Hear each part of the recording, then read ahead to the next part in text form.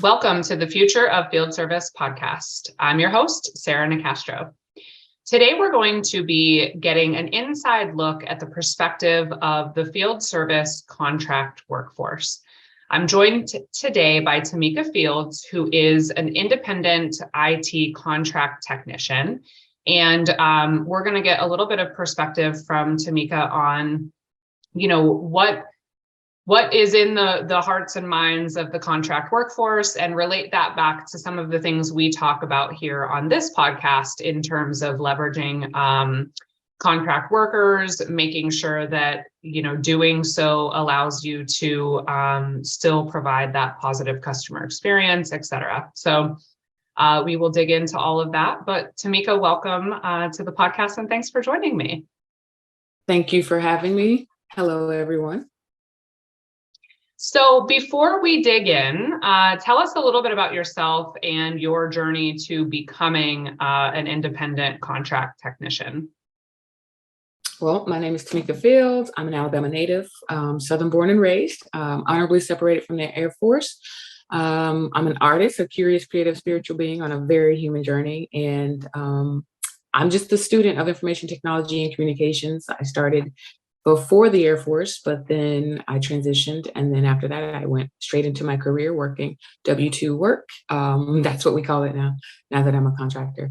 And I transitioned into the full-time contracting subsequently, as things didn't necessarily work out the way that I would have thought as a professional at that juncture.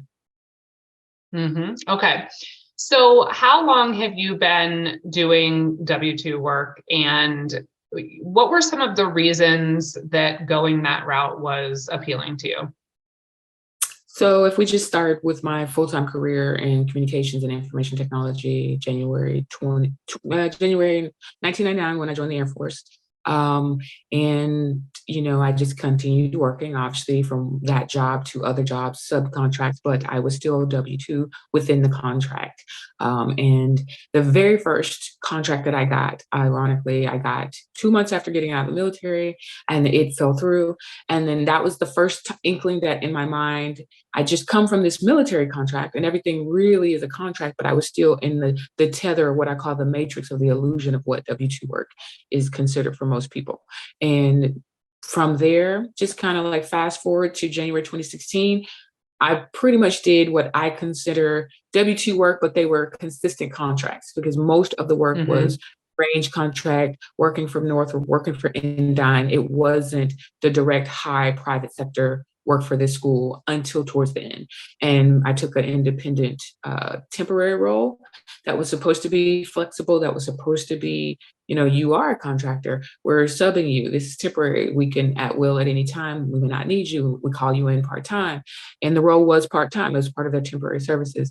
And I was still being treated like a W-2 employee with the restrictions that come with that, without the flexibility to do what I knew how to do to make things more efficient, to scale and streamline what they needed because they were trying to upgrade and all of their devices, and they were, breaching many security policies and had things on the network that shouldn't have been. And I was trying to help with that. And I was being treated like a W-2 employee with these restrictions that wouldn't allow me to really get them to where they needed to be. And for all intents and purposes, that the IT manager hired me to do. And that was like the first time that I was just like, hey, January 2016, I think something needs to change here. I've been doing the same thing, somewhat expecting a different result, hoping that people see what services I provide. And I'm just like, I just need to take the leap because this is like me treading water in a temporary role, but not having the flexibility. And that was it. After that, that ended about a year later. So 6 months, I took like a hiatus to like reassess if I really want to continue in IT because I'd already taken a break briefly before starting that role. And by May of 2018, I was full on, I'm an independent contractor. Okay. So from your perspective, what are the benefits of being an independent contractor versus being a full-time employee with one organization? Off the top, flexibility, autonomy, greater sense of purpose and self-branding to represent what services you provide and the quality and standards that you provide that apply to all business needs, in my opinion, and experience. Okay. And is there, if you look at the flip side of the equation, I mean, is there anything that would make you reconsider being independent at this point and taking a full-time position with one organization? Realistically, probably not. Okay. But just thinking from the standpoint of I am the sum of my experiences, and I know there are some things that are beneficial when you have W-2 employment. The only thing that really would make me reconsider a full-time employment role would be able to have, if I was in a position where the organization allowed me to have the exact same growth opportunities, flexibility, autonomy to get the job done with an efficient manner, like in the standard of the white glove service that I provide, irrespective of office politics, which is virtually impossible. And I've really only had that as an independent contractor. So Yeah. So highly unlikely. highly unlikely, but 8 Ball says anything's possible. Yeah. Okay. Yeah, that's true. And I think the reason I'm asking some of these questions is, the organizations that listen to this podcast, I think are really struggling with a couple fundamental questions of themselves, which is, number one, we don't have enough talent, period, to do the volume of work we need to do. So whether that's looking at how we attract more people to the industry to hire as W-2 employees, or whether we find sources of good, 1099 or independent talent that we can leverage, it's a problem that needs to be solved. So I think companies tend to have different feelings about the use of contract workforce versus the idea of having, a network of their own technicians. So I think it's interesting to look at this from the perspective of both, from the independent contractor perspective, what do people like about that role? Whether it's understanding it so that you can build a good relationship and leverage talent like yours in a way that helps them deliver the brand experience they want to deliver, or whether it's understanding what motivates you to be independent, to question themselves on, are there things they can offer to make full-time employees, make that role more attractive, right? So to your point, Absolutely. every time I've asked that question, you say flexibility.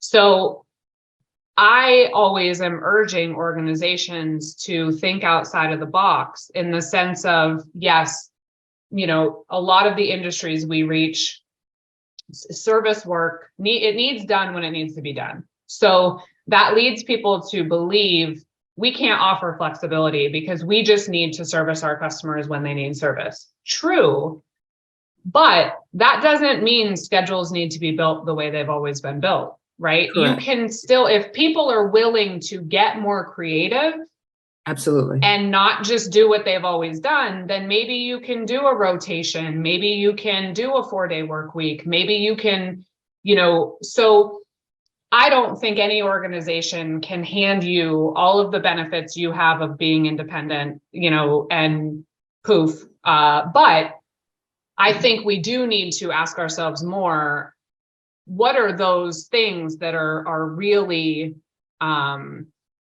drawing people to want to be independent? And are there ways to adapt so that we're providing more of that, right? So I just think this idea of, nope, it's this schedule, it's always been this schedule, it has to stay this schedule. I don't subscribe to that. I think if you really want to change the game and get more creative, then that's what you need to do. And if the problem becomes a big enough problem, people will be forced to start getting creative and thinking differently. And so that's where I think the perspective of you is helpful to really understand, what are those motivators, and either how do they begin to incorporate some of that into what their employee value proposition looks like, or how do they consider those motivators so they can build relationships with someone like yourself that can help them be successful in their customer experience, right? Absolutely. So if you think about that kind of comment, okay, are there aspects of your role as an independent contractor that you think it's possible for companies to provide more of to their full-time employees?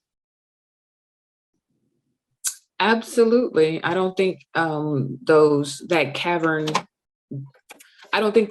of absolutes and black and white separation exists personally. I think they make it exist because that's what, like you said, they're dogmatically holding on to that.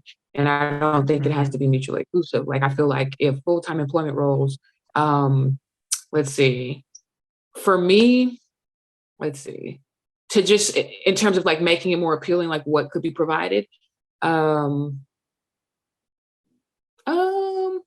I just feel like I find myself to be more proactive when I'm working 1099. I'm focused on the process and improvement, and I do that anyway, but there's so many things that limit that because there's so many steps and approvals and people who don't see what's really happening and what really would change things and scale things to what they actually need. They see things on papers, it's abstracted, it's not tangible. They're not dealing with the forward-facing aspect of it, nor are they dealing with the actual infrastructure and what it is that they're doing or trying to do based on the industry that they're in. And so for me, that's all I'm focused on, efficiency.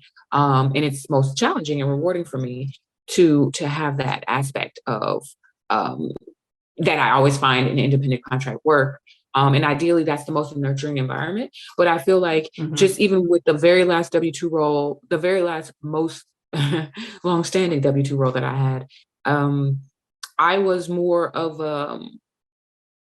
I would say, I don't want to say full-time temporary, but it was just like the project-based, but you're tethered to us. So even in that role, like as a W-2, yes, you're W-2, but you don't sit here 365 all days except for those holidays. You're here when we have these big projects. You're the first person we pull in. You might be the person that consults on this. And also maybe you're the person that when it hits the fan, call that person first. Because if we know nothing else, we know based on the consistency with all these other projects that they'll be able to put a fresh perspective, set of eyes, give us some insight on what we can do to quickly, like, keep the ship from sinking, and then give us time to go hire, say, the other person who would be the one that sits there and patches that hole when they go back to their respective, like, independent corner. But I know that's really creative. Just even that thought and just that analogy to somebody in a corporate structured world, they'll be like, well, what do you mean? You're just kind of like on retainer in a way, but you don't have to pay me until I show up for work. So the retainer is the relationship. Right. And so I want to get back to talking a little bit about the independent contract model, but I also think it's important to kind of dig into this a little bit, okay? For the sake of people that listen and the way the industry is struggling with talent as a whole right now, right? So there's a few things you said. You said flexibility, you said autonomy, and you don't like the corporate politics, okay? So those are things that I think are representative of how the desires of the workforce are evolving. And I don't think companies have a choice but to evolve with the workforce. Okay, so I'm just bringing those points back up because I don't believe you are alone in desiring those things. Okay, and organizations have to start finding ways to deliver more of that. Now, I also want to take it a layer deeper here, so bear with me. You said in the beginning, you identify yourself as a creative, okay?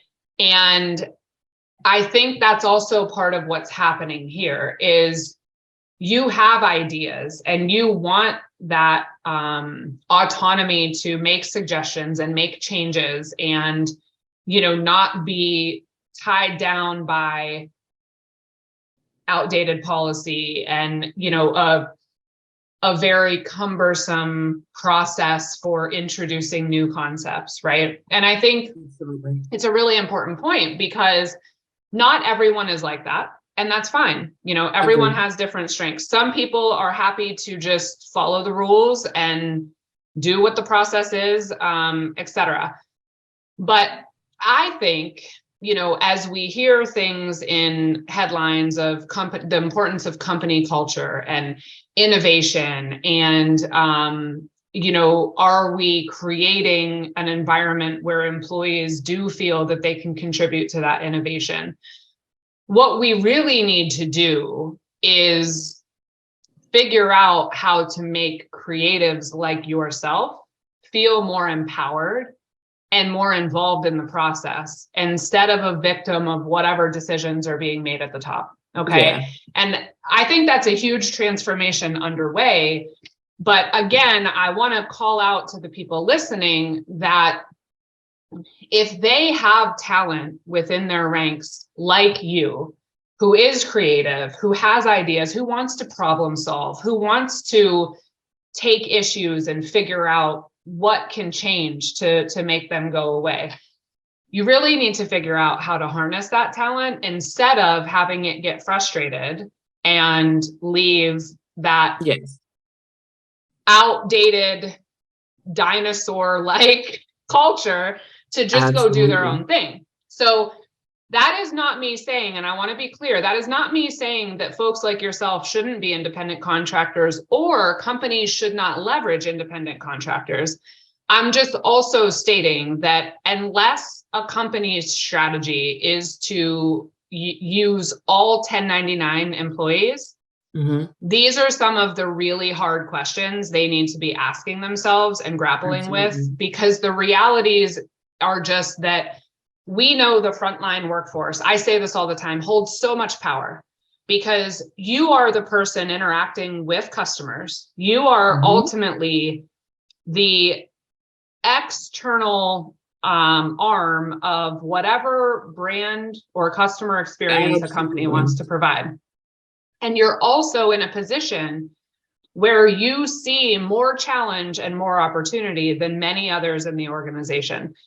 So if we're not listening and we're not involving and we're not leveraging that insight and perspective, we're doing ourselves a huge disservice while also making people that have the talents or the drive that you have feel that that environment is just not right for them. So I'm really just urging people to hear what you're saying and think about how they start to make changes, however difficult that might be, to empower and encourage and involve and engage their workforce rather than just sticking to, process policy that has been around for a long, long time. Absolutely. Does that make sense? It makes perfect sense because we are the unintentional mascots for any organization. I've worked for hospitals, nonprofits, schools, government agencies, contracts, subcontracts, security teams, you name it. I've done it. And yeah, you are the person they remember. You are the face. So whether you're the begrudged, curmudgeon-y stereotype, or you're an open communicator who is adapted and emotionally, intellectually keen, you're still what they remember, irrespective of you showing up 2 minutes before because somebody got sick or you've been there for 2 years. And you do have the insight that it's impossible for you to have if you're not on the ground. It's just impossible. And not to get into war and politics, but the reason why people feel the way they feel about President Zelensky with regard to Ukraine, as the Ukrainian people, because he's there, he's in it. He's not removed. He's not detached. He's right there, putting everything on the line like everybody else. And we're the conduit, we as the frontline IT people, whether we're there every day, again, because I've been W2, I've done that, I did that for years. And with the same people, seeing the same people every day and navigating the politics. But if you're not being heard, if you're saying, hey, you don't want to just be the guy saying, where's my red stapler? If you're saying, hey, this needs to be resolved, maybe we can work on this. I know you can't fix it in 3 months, but maybe we can start the action rolling so that in 3 months we can have tangible plans that are implemented by the end of 6 months. So most IT people have a realistic background and understanding of that. But like you said, if we're screaming, we are here and this is what needs to be done, and you have creatives, I feel like it's actually more cost effective for you to leverage the person that's willing to stay, that's already W2. I'm not saying get rid of all 1099 contractors, don't have independent consultants. Absolutely, both are needed. But if you have somebody who has the quality, the skill, the growth, and the expansive, scalable mindset within your organization, you have brand loyalty by default. You don't have to train that. You don't have to adjust that. You don't have to have the little nuances that change when somebody's going from just having worked at a hospital to now working for a DoD contractor to then working for some non-profit art school. Like, because there are shifts that most people can't do. And that's why they always have the stereotype of the IT person, the flat affect, and the this, that, and the other.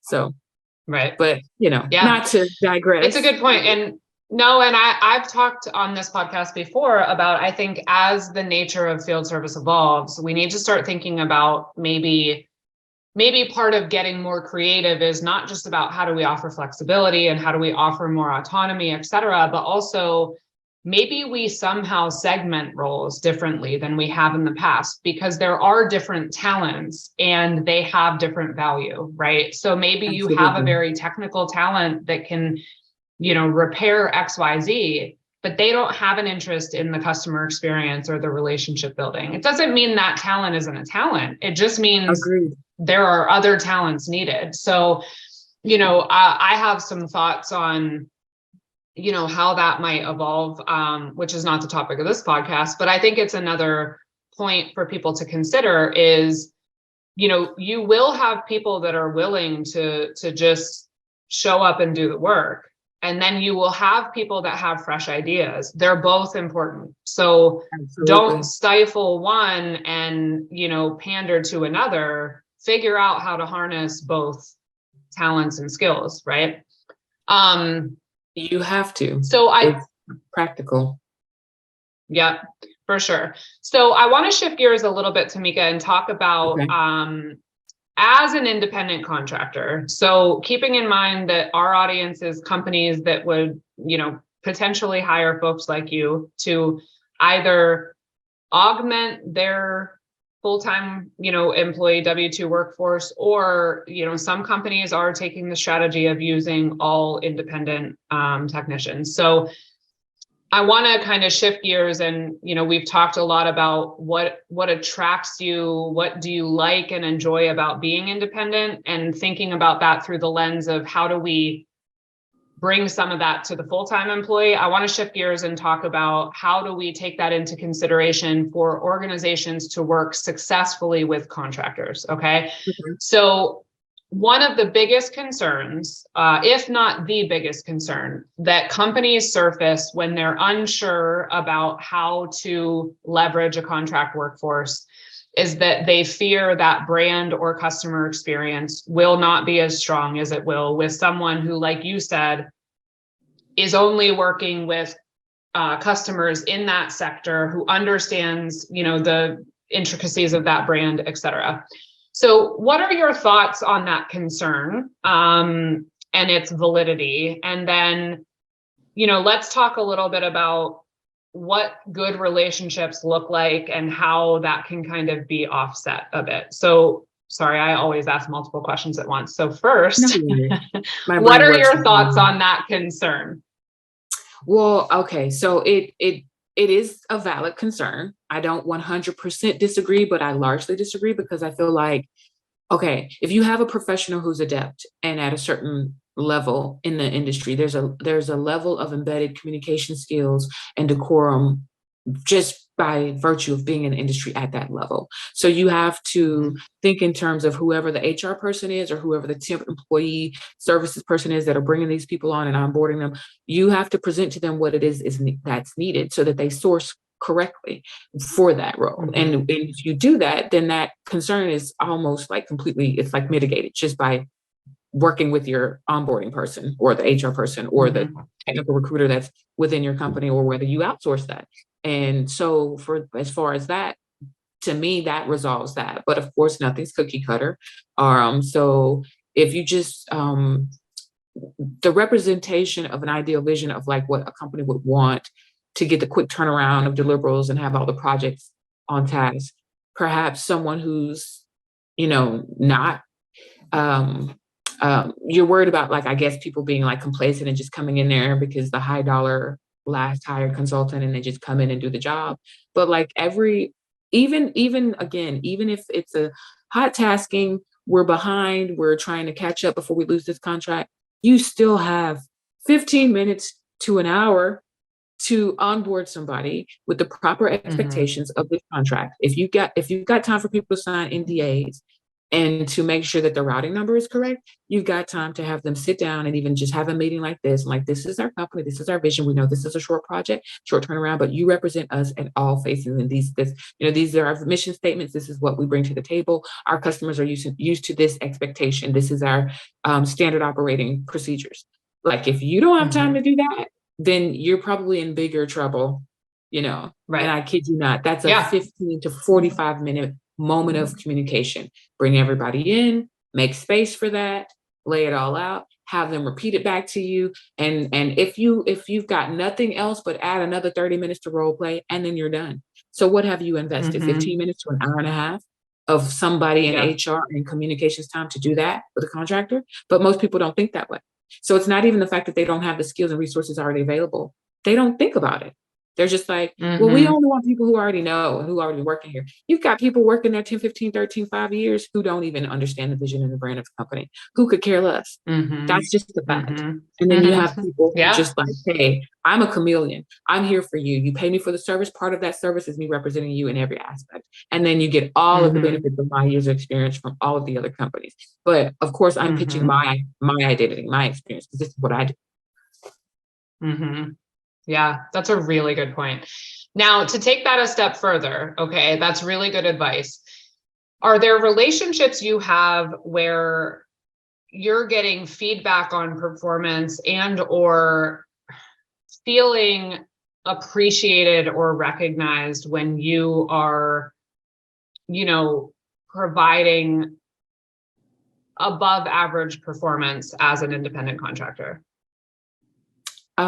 I do, but maybe, and I don't want to sound like hubristic, but like every single job that I have taken since the one that I mentioned in January, they have within the first week, if not the first day, asked me to stay, like permanently. I was going to say, how many times are you? Yeah. Like, I don't like, and I'm, how do you say this without sounding arrogant and, like, No, but no, I mean, I'm not honestly, myself, I've thought that since 100% transparent. the beginning of the conversation. Yeah, because that's the thing. And that's why naturally I started with sort of thinking in my mind and talking about how do companies, attract, bring on board, nurture, and retain talent like you, because it is what they all want. So I don't think, I mean, I can absolutely see how that would be the case. The challenge, though, is what are you getting from the experience of not being tethered to a particular company, and what does that mean for the future of the workforce? I also think, there are aspects of this conversation. There's company or industries that have very seasonal work. There's industries that go through big ebbs and flows, and they need to be able to scale up and scale down. So, it isn't all about, just that they're not providing an experience that full-time employees necessarily want. Absolutely. There are a lot of aspects that can make the use of a contract workforce be, a valid option. But I was bringing some of those points up because I talked to so many, business leaders and service leaders that are really struggling with talent, that I know it is part of the challenge. So in terms of best practices though, so I'm thinking about advice you can give to companies who are looking to work with contractors. So investing the time, 15 minutes to an hour and a half, to really set the stage and provide clear expectations. Absolutely. Sounds like something people would think to do anyway, but I'm not shocked that it doesn't always or often happen. Now, right. What about, how often would you say, what does the follow-up look like? Okay, so other than people trying to just hire you in full-time, do you have any thoughts for companies on, how would you like to see them deliver feedback? And, let you know either, hey, you did a great job, or hey, we set the stage for you and you didn't really deliver what we were looking for, or, we'd like to not necessarily bring you in full time, but we want to continue to leverage your services and, that sort of thing. What I'm thinking about, Tamika, is I did a podcast quite a long time ago with a company in Australia named Foxtel that only leverages contract technicians. And what they've done is almost sort of Uberized their process. They have a scorecard, and it's a very simple scorecard. It's only 4 things that so the stage is set when people start. They work with a firm that helps them with this, but it's very clear to the contract worker, here's what we need you to execute on. They continually get ranked, and the people that are getting the highest scores in those clearly defined areas get the best and most frequent jobs. So it's essentially the better work they do, the more they're able to stay independent, but rely on that company for the best jobs and the highest volume of work to the degree they want to accept it. And then obviously at some threshold, the people that aren't doing a good job, they just kind of, go by the wayside. Yeah, definitely sounds Darwinian, but yes, it works. I was going to allude to that, similar to what Phil Nation uses, and very, like you said, Uberize or Lyft, or if you want to use those brands to reference that. The scorecard system works so long as there's, of course, quality assurance and checks and balances in there, because we're human and we're dealing with human beings, and there's subjective biases that need to be addressed. But outside of that, to me, that is the ideal way, because you get immediate feedback, you have the clear and present expectation, and then you have the follow-up, and like you stated, I have several companies that have worked with me last year, wanted to bring me back on for seasonal work. Some things they only need you seasonal to cover that when their main IT people are out. Also asked for me to come on board in a similar situation. So it's not always, like you said, just the fact that they don't want you, or they just don't, if they don't have the model set up for that. But that company in Australia, what they're doing, I think that's just if they could incorporate that within the model of the corporate umbrella, I think that would actually help, because some people need, I wouldn't say daily, but some people need more immediate feedback and course correction. Some people, even the people who like to just kind of tunnel vision, I'm in my cube, I'm doing my thing. And again, we need them. We need, the analyzers, the data people, the people who are just going to sit there and this is the process. I follow the process. I came in at this time, I leave. There's a place for everybody. Because I'm inclusivity, not exclusivity. We need everybody. We need the people who don't want to lead, and we need the leaders. We need the visionaries, and we need the people who need everything to be painted out black and white, 1, 2, 3, 4, 5.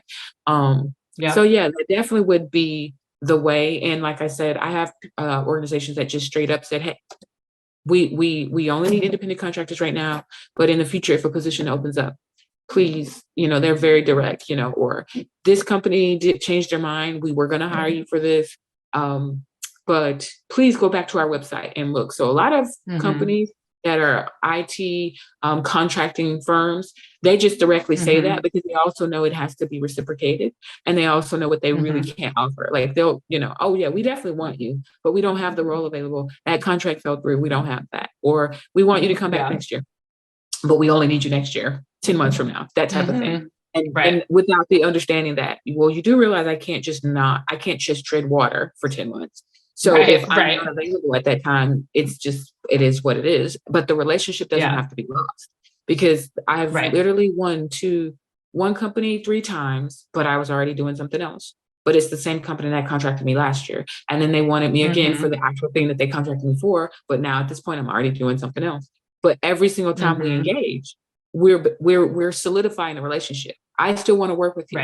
If the moon is in the southern skies and Jupiter's on its rise, I will be there. But if it doesn't align, we don't have to burn that bridge just because it's not working out.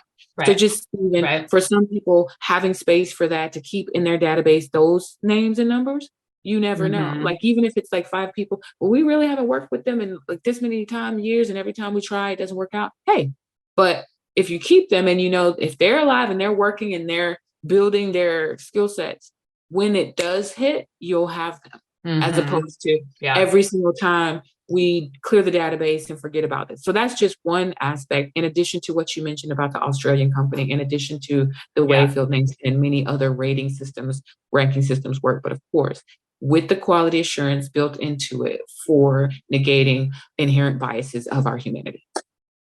That makes sense. Are there any other thoughts you have, advice on how to create, for companies listening to this, how to create a positive working relationship with the contract workforce? Do you feel like we covered it, or is there anything else you We've would been pretty bring thorough up? because we hyper-threaded our questions and our answers. But Yep. and sorry to talk over you, but let me see. I'm reflecting. I'm reflecting on what we've said, so as not to be redundant, but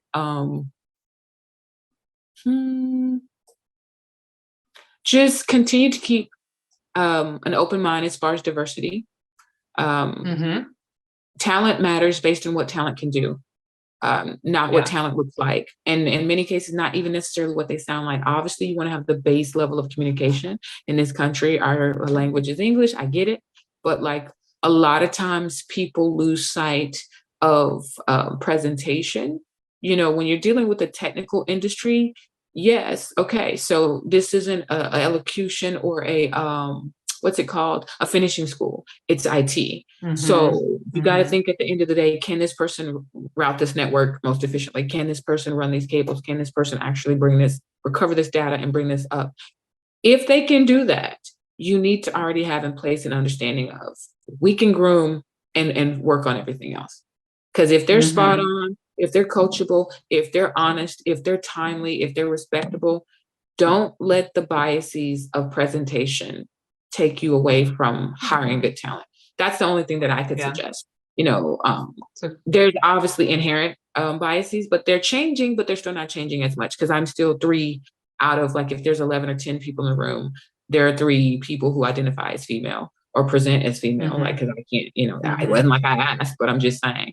And then if you further get into the diversity beyond that, it might be me, one other person who's of the African diaspora, maybe an Asian woman, maybe a South Asian woman, you know.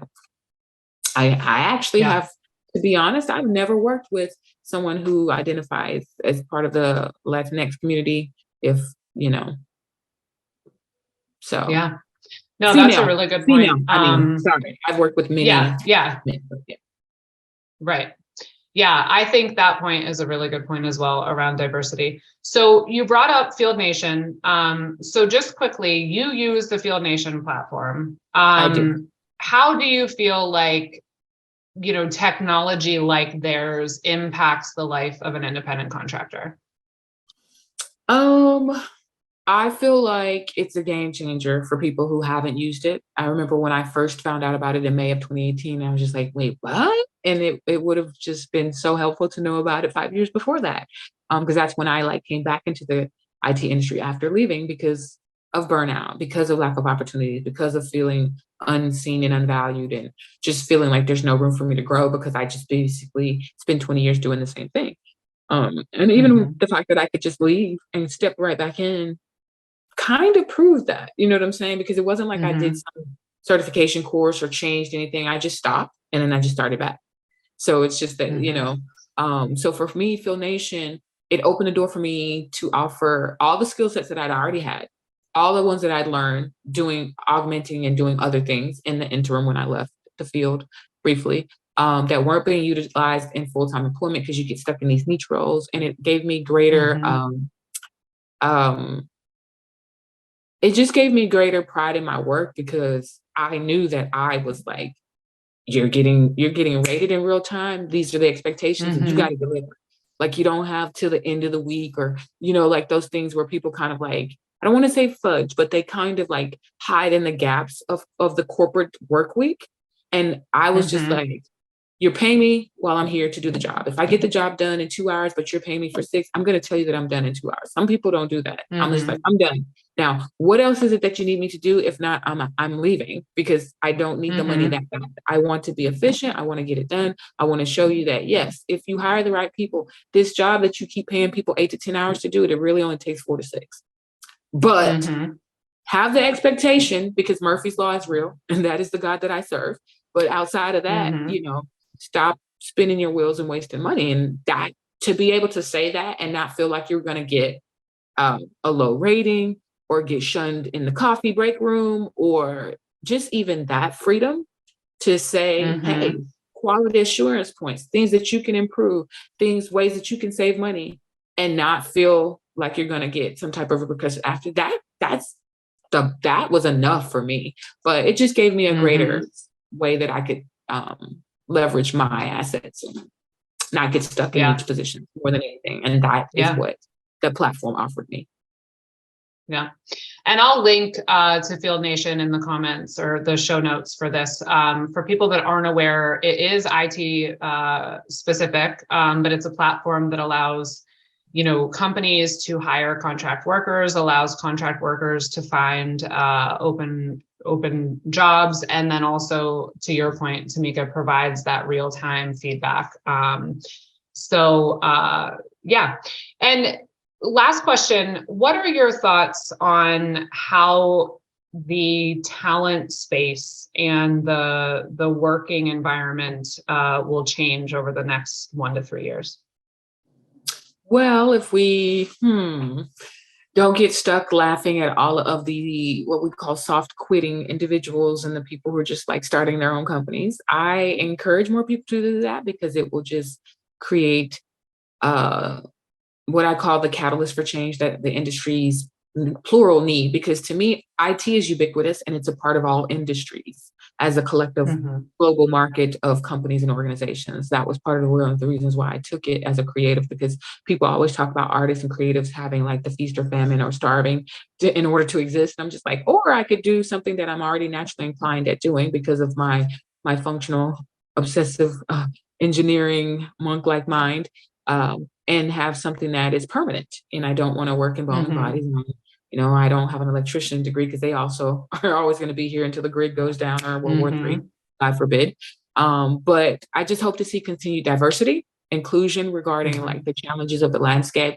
I feel like in a modern world, in a modern information technology field, tech work is the way, but also you can have onboarded W-2'd longstanding relationships with field technicians that are part of your organization. And I feel like Mm-hmm. the available independent contracting opportunities, in addition to like the full-time employment opportunities, they're going to continue to, as you say, the need is there. It's just that if we keep an open dialogue with the diverse sums of like experience that are being leveraged, it allows like capable talent and intelligent technicians to just contribute in a way that's more sustainable in the long run. And it just allows Mm-hmm. individual contributors like myself to make a greater impact. And I think that'll just make us all Yeah. stronger and than any one individual part of the whole. And even that, it just makes everything run more efficiently because you have all these resources from the contractors, from the longstanding workers, from the people that are floating in seasonally, and whether they're using the Mm-hmm. platform or not. It just makes the information technology sector stronger. It makes us scale and evolve at a greater, more exponentially, to where all of the different organizations that uses this technology and use these resources can apply it more broadly to what needs to be done Mm-hmm. and make those changes that you talk about, from the archaic dinosaur model to the, hey, if you want people to stop quitting, if you want the burnout to end, if you want people to stop phoning it in and like, telling you that they're busy, but they're never really doing anything, or stringing out a project that they literally could have done over their lunch break just to get, you to be like, hey, I need this, how it goes. Not to digress. Mm-hmm. Mm-hmm. That's Yeah. how you resolve that. In Yeah. one of the many ways, because, be open to change, be open to growth, keep the dialogue flowing. Yeah. Very good input. Thank you, Tamika. I appreciate you coming. I really enjoyed speaking with you. I think your perspective is one Likewise. that is really helpful for folks to understand and think more about. Thank you for giving me some of your time. Thank you so much, Sarah. Thank everyone for listening. All the companies or organizations, keep an open mind. To all the human beings who believe in technology, who believe in science, who believe in communication, stay curious, be proactive, and just be representative of what you uniquely bring to the table in every collaboration. I love it. You can find more by visiting us at futureoffieldservice.com. You can also find us on LinkedIn and Twitter at The Future of FS. The Future of Field Service podcast is published in partnership with IFS. You can learn more at ifs.com. As always, thank you for listening.